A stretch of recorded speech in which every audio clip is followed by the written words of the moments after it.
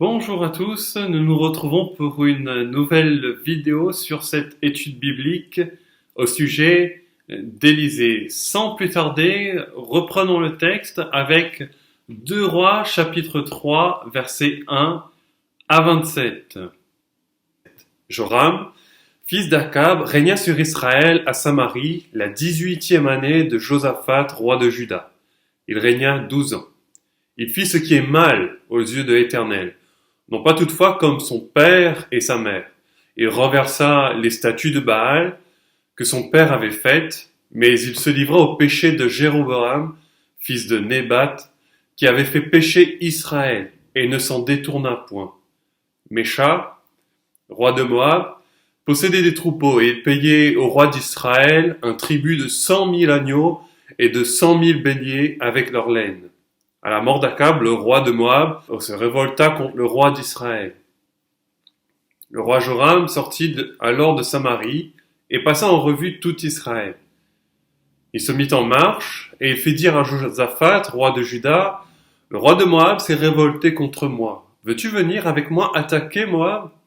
Josaphat répondit, « J'irai, moi comme toi, mon peuple comme ton peuple, mes chevaux comme tes chevaux. » Et il dit, « Par quel chemin monterons-nous » Joram dit, « Par le chemin du désert d'Édom. » Ces premiers versets nous placent déjà le décor de la situation. Je résume un petit peu du verset 1 au verset 8 et commencerai véritablement l'étude à partir du verset 9. Donc Joram est à la tête du royaume du nord. C'est le fils d'Akab, le frère d'Akazia, on l'a déjà vu. Or Moab est un état tributaire et se révolte depuis quelques années contre Israël. Alors qu'est-ce qu'un État tributaire ? C'est un pays conquis et qui garde une certaine autonomie, mais qui doit quand même donner un tribut au pays qui l'a conquis, au pays conquérant. Donc pour réprimer une fois pour toutes cette révolte, Joram se met en marche contre Moab avec l'aide de Josaphat, le roi de Juda, accompagné du vassal de Juda, le roi d'Édom. Il faut bien se rendre compte de la situation politique pour mieux comprendre ce passage. Voyons un peu ensemble le contexte. Dans et autour d'Israël, le royaume du Nord est en fait limitrophe d'un État qui exerce une influence puissante et qui a exercé une influence puissante au cours de l'histoire. Au nord-ouest se trouve la Phénicie, tout proche du mont Carmel. Au nord-est, la Syrie ou l'Assyrie, contre laquelle Israël fut défait quelques années auparavant. Profitant de cet affaiblissement, les Moabites décident de reprendre leur liberté. Israël n'a d'autre choix que de s'allier au royaume de Juda pour y mettre un terme, parce qu'il n'est pas assez puissant pour attaquer seul. En même temps, cette attaque est favorable à Juda pour enrayer quelques attaques ponctuelles sur son territoire conquis en Édom. Les Moabites peuvent très bien passer par la région d'Édom, le pays d'Édom, pour attaquer Juda. C'est quelques tentatives qu'il y a eu pendant quelques années qui n'ont pas vraiment abouti, mais ça reste une menace. Donc toute une stratégie militaire est mise en place pour vaincre Moab. Il s'agit de passer par le sud, donc par le désert, pour prendre les Moabites à revers. Mais la stratégie de Joram ne porte pas ses fruits. Bien au contraire, les ressources manquent et les 3 armées sont en péril. Continuons au verset 9. Le roi d'Israël, le roi de Juda et le roi d'Édom partirent et après une marche de 7 jours, ils manquèrent d'eau pour l'armée et pour les bêtes qui la suivaient. Alors le roi d'Israël dit, « Hélas, l'Éternel a appelé ces 3 rois pour les livrer entre les mains de Moab. » Mais Josaphat dit, N'y a-t-il ici aucun prophète de l'Éternel par qui nous puissions consulter l'Éternel? L'un des serviteurs du roi d'Israël répondit, il y a ici Élisée, fils de Shaphat, qui versait de l'eau sur les mains d'Élie. Et Josaphat dit, la parole de l'Éternel est avec lui. Le roi d'Israël, Josaphat et le roi d'Édom descendirent auprès de lui. Élisée dit au roi d'Israël, qu'y a-t-il entre toi et moi, entre moi et toi? Va vers les prophètes de ton père et vers les prophètes de ta mère. Et le roi d'Israël lui dit, non, car l'Éternel a appelé ces 3 rois pour les livrer entre les mains de Moab. Élisée dit, l'Éternel des armées dont je suis le serviteur est vivant. Si je n'avais égard à Josaphat, roi de Juda, je ne ferai aucune attention à toi et je ne te regarderai pas. Maintenant, amenez-moi un joueur de harpe. Et comme le joueur de harpe jouait, la main de l'Éternel fut sur Élisée, et il dit, ainsi parle l'Éternel. Faites dans cette vallée des fosses, car ainsi parle l'Éternel. Vous n'apercevrez point de vent, et vous ne verrez point de pluie, et cette vallée se remplira d'eau. Et vous boirez, vous, vos troupeaux, et votre bétail. Mais cela est peu de choses aux yeux de l'Éternel. Il livrera Moab entre vos mains. Vous frapperez toutes les villes fortes et toutes les villes d'élite. Vous abattrez tous les bons arbres. Vous boucherez toutes les sources d'eau et vous ruinerez avec des pierres tous les meilleurs champs. Or le matin, au moment de la présentation d'offrandes, voici, l'eau arriva du chemin d'Édom, et le pays fut rempli d'eau. Rappelons que les conquêtes, défaites et autres catastrophes naturelles sont perçues comme un châtiment de la part de l'Éternel. Joram se rend bien compte que tous ses efforts ne suffisent pas et qu'il est totalement démuni face à cette situation désastreuse. Il avait renversé les autels de Baal érigés par Akab, mais il laisse vivre ses prophètes. Et on verra que Jéhu plus tard les anéantira. Donc Joram continue à adorer Yahvé au travers des veaux d'or, donc qui sont toujours présents à Béthel et à Dan. De plus, avant de partir en guerre, Joram ne consultera pas l'Éternel.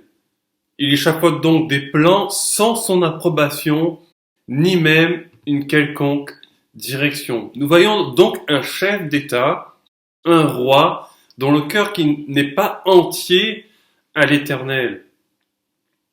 Et il met en danger 3 pays avec ces 3 armées.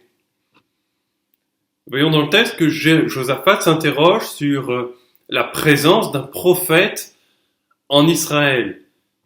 C'est, me semble-t-il, une question rhétorique. Joram, il n'y a personne en Israël qui sert l'Éternel? Comme pour rappeler à son homologue qu'Israël a un Dieu avec un grand D, il a Yahvé. Joram sait qu'Élisée est prophète, puisqu'ils séjournent tous les deux à Samarie, la capitale du Nord.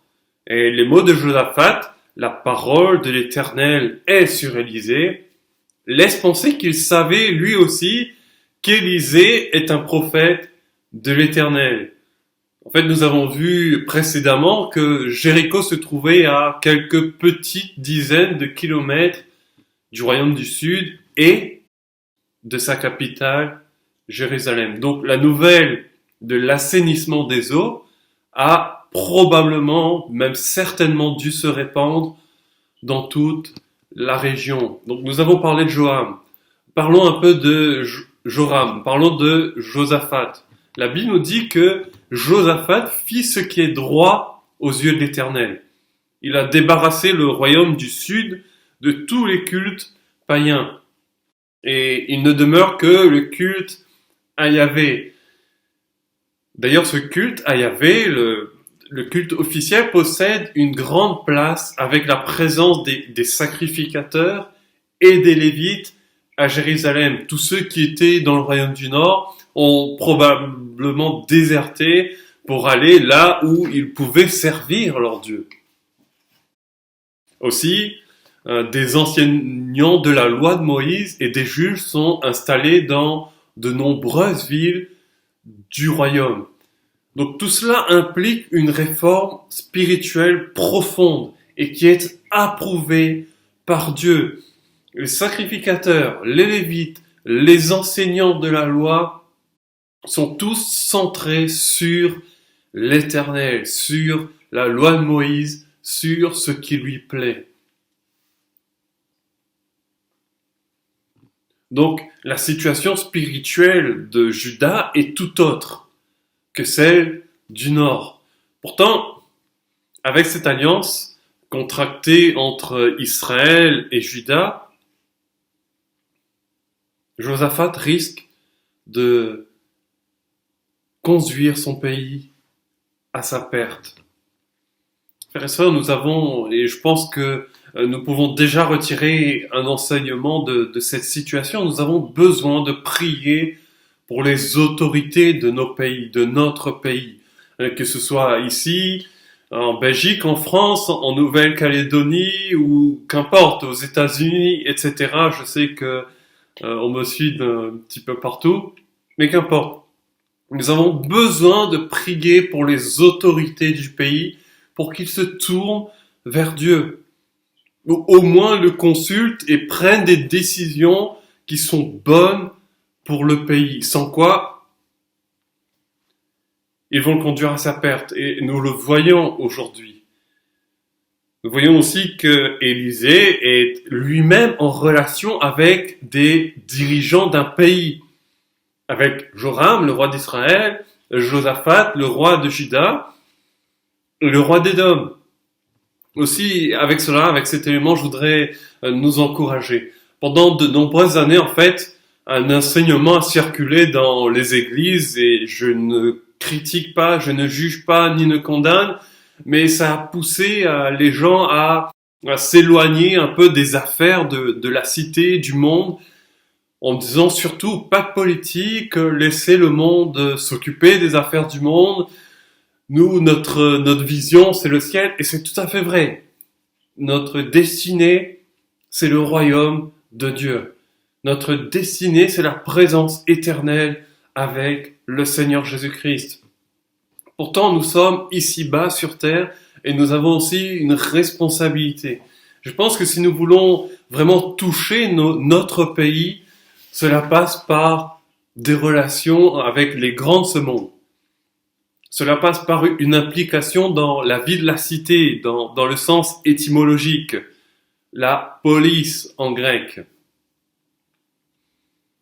C'est d'ailleurs l'exhortation de Jérémie au peuple dans son propre contexte d'exil. Alors que le peuple était en exil à Babylone, Jérémie va leur dire « Recherchez le bien de la ville ». Jérémie 29, 7. Mais soyons quand même vigilants quant à nos relations. Nous ne pouvons pas nous associer à n'importe qui dans la crainte que notre entreprise, en général, quelle qu'elle soit, ne court vers l'échec. Revenons au texte. Élisée intervient sur la demande de Joram, de Josaphat, et va être étonné par des actions inhabituelles. Et je voudrais développer cette idée. Premièrement, nous voyons que Élisée est disponible. Et il va recevoir 3 rois en plein désert.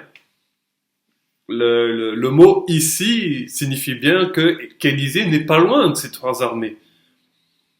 Deuxièmement, nous pouvons remarquer qu'il refuse la demande de Joram et le renvoie vers les prophètes de Baal. Il ne se préoccupe pas de savoir si Joram est roi ou non. Pour lui, ce qui prime, c'est l'obéissance à l'Éternel. Et puis, comme Joram n'obéit pas entièrement à l'Éternel, pourquoi est-ce que l'Éternel lui répondrait? Pourquoi serait-il béni?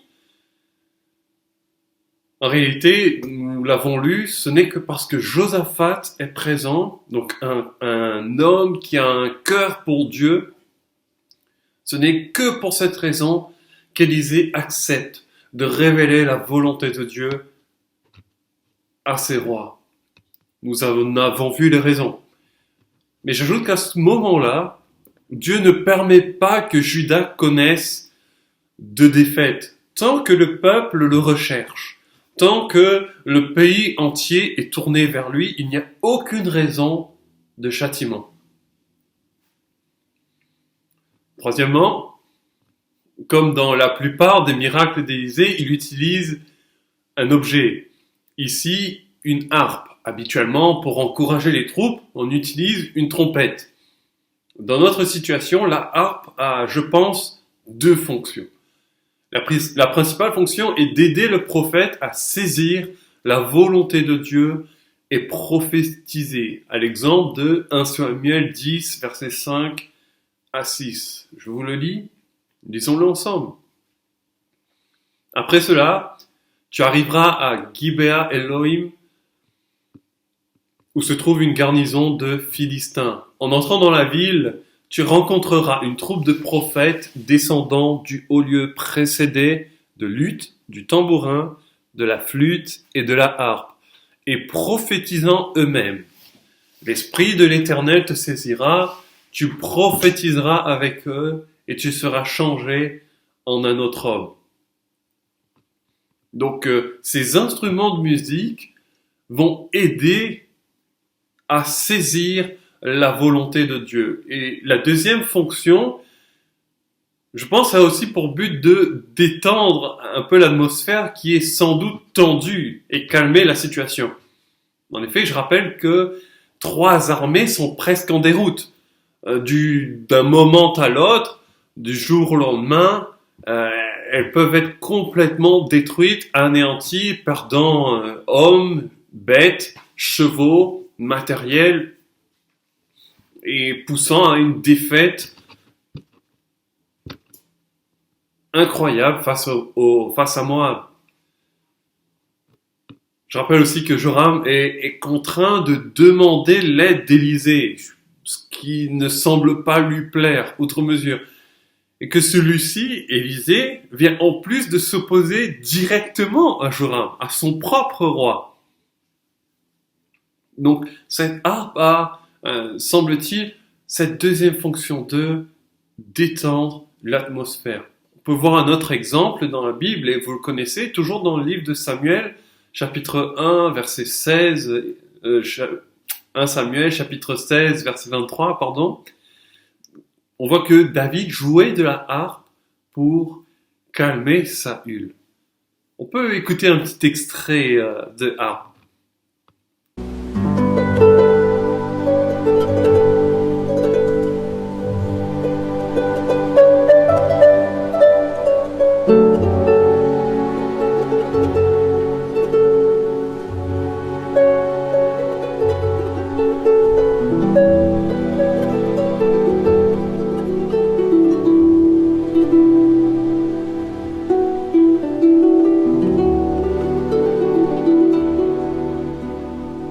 Donc, nous pouvons imaginer ce que pouvaient écouter nos personnages avec cette harpe. Donc, ces deux fonctions-là.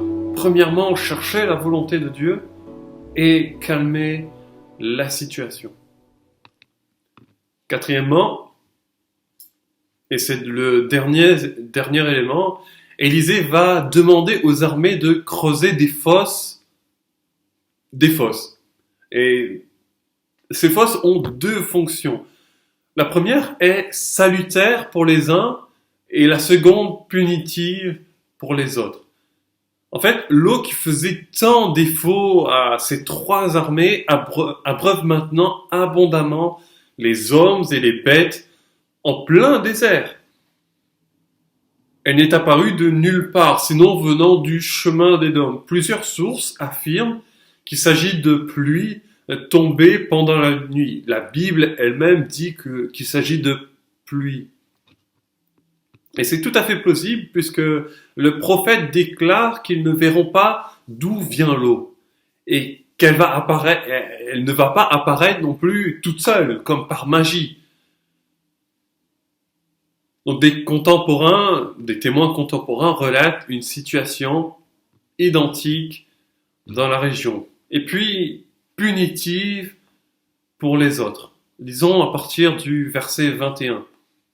Cependant, tous les Moabites, ayant appris que les rois montaient pour les attaquer, on convoqua tous ceux en âge de porter les armes, et même au-dessus, et ils se tinrent sur la frontière. Ils se levèrent de bon matin, et quand le soleil brilla sur les eaux, les Moabites virent en face d'eux les eaux rouges comme du sang. Ils dirent, « C'est du sang !»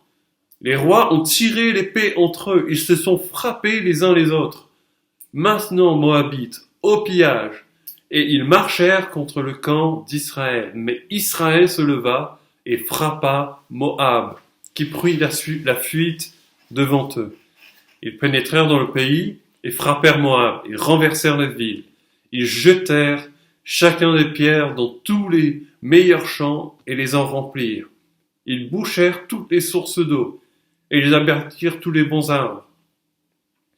Et les frondeurs enveloppèrent et bâtirent Kir Hareset, dont on ne laissa que les pierres. Le roi de Moab, voyant qu'il avait le dessous dans le combat, prit avec lui 700 hommes tirant l'épée, pour se frayer un passage jusqu'au roi d'Édom.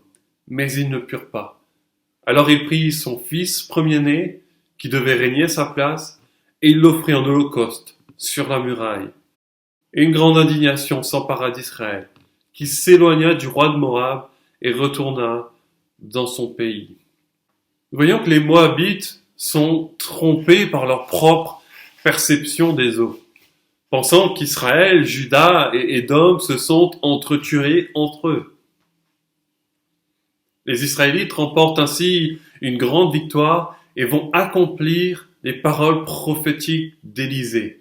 Mais la victoire revient à l'Éternel. Parce que c'est l'Éternel qui leur annonça, au travers la bouche d'Élisée, qu'il serait victorieux, que les villes de Moab seraient détruites. Arrivés aux portes de la capitale, les trois armées seront horrifiées par le sacrifice du fils aîné et vont lever le siège, rentrer chez elles. Quand on regarde dans la tradition de Moab, cette victoire est attribuée à Kémosh. Le dieu Kémosh, qui signifie en hébreu qui subjugue, qui asservit,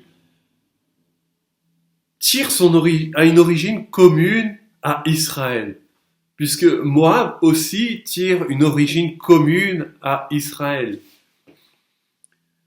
Ce sont les descendants de Lot. Ce qui est intéressant, donc, c'est que Dieu Kémosh possède des caractéristiques similaires à Yahvé. Et aussi, il y a différentes reprises, les victoires de Moab sur Israël sont attribuées à Kémosh.